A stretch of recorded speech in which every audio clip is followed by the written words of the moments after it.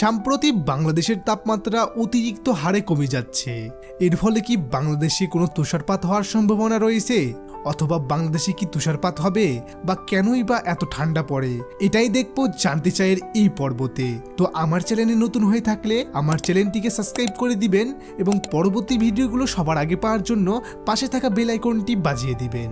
শীত কেন পড়ে? শীত পড়ার কারণ হচ্ছে পৃথিবী সূর্যের চারপাশে ঘোরে এবং এর অক্ষটি একটু হেলে থাকে। সূর্যের বিপরীতে যে অক্ষটি হেলে থাকে সেই দিকে সূর্যের আলো কম পৌঁছায় এবং সেই দিকে দিন ছোট হয়ে যায় এবং রাত বড় হয়ে যায়, যার ফলে সেখানে তাপমাত্রা কমে যায়।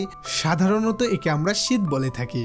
তুষারপাত কিভাবে হয়? তুষারপাতের জন্য শুধু অতিরিক্ত ঠান্ডা হলেই হবে না, এতে তিনটি মূল বিষয় দরকার আছে। যেমন প্রথমেই হলো অতিরিক্ত তাপমাত্রা না হয়ে 0 ডিগ্রি সেলসিয়াসে তাপমাত্রা নেমে আসতে হবে, বাতাসে জলীয় বাষ্প থাকতে হবে, মেঘের ভিতরে জলবিন্দু জমে বরফ কণায় পরিণত হতে হবে।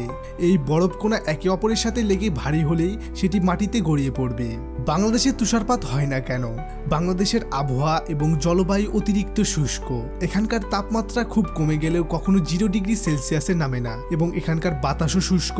এর ফলে এখানে কখনো বরফ তৈরি হয় না, যার ফলে তুষারপাতও এখানে খুবই বিরল বা দেখাই যায় না। ভবিষ্যতে কি বাংলাদেশে তুষারপাত হওয়ার কোনো সম্ভাবনা রয়েছে? আমরা যতদূর জানতে পারলাম ভবিষ্যতে বাংলাদেশের তুষারপাত হওয়ার কোনো সম্ভাবনা নেই। যদিও কখনো জলবায়ুর পরিবর্তন ঘটে তখন হয়তোবা তুষারপাত হতে পারে।